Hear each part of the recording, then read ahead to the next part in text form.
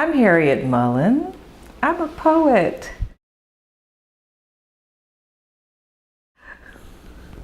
What's the next project? It's never about what you're doing now.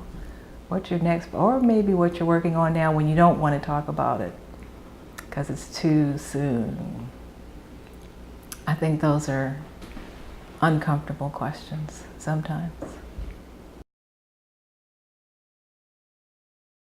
I think Langston Hughes is one that we always have to talk about because he did bring poetry to the people. But Langston Hughes also was a mentor for a lot of poets, particularly African American poets. So he's someone I think of not only in terms of his work as a writer, but also the impact that he's had on other people and their work because he was so generous. Sometimes what I do is try to do everything but not at once.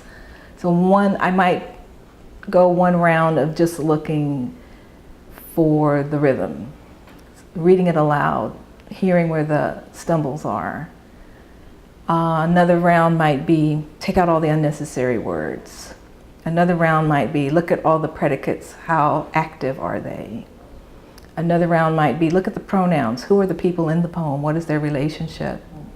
There will be many revisions, some of them almost unnoticed because there is a tendency to revise as you go. You write a word, then you cross it out because you immediately know it's not the word you want. Might stop and look up words in the dictionary. Might stop and look up words in the thesaurus. Revision can go on and on and on. Sometimes it's just the deadline that makes you stop.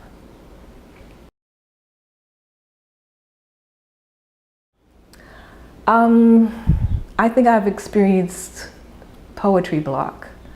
Not necessarily writer's block because I can almost always write something, but poems, they don't come all the time. Or things that I write don't always turn into poems.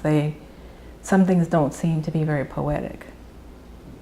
They seem to be more about finding out something. I mean, you can find out something by writing a poem, but mostly what I find out in poems, I try to write in poems something that connects me to other people, and some things that I write don't connect me to other people. They're just about things that I'm curious about myself.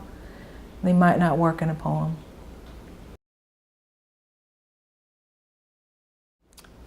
A young writer needs to know that you need a job because you're not going to make money from writing and you're probably not going to be famous from writing. You need to have something stable in your life that allows you to survive. And poetry is your dessert. It's not the main meal.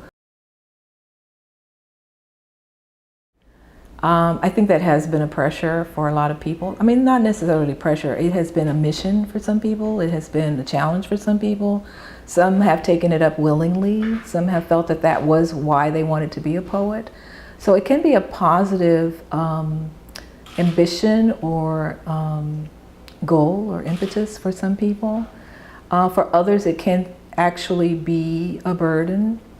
It depends on the poet, depends on the times, the occasion. I think when your community is really suffering, often you feel that you want to be that voice. When the pressure on the community is less, then individuals can express themselves as individuals more.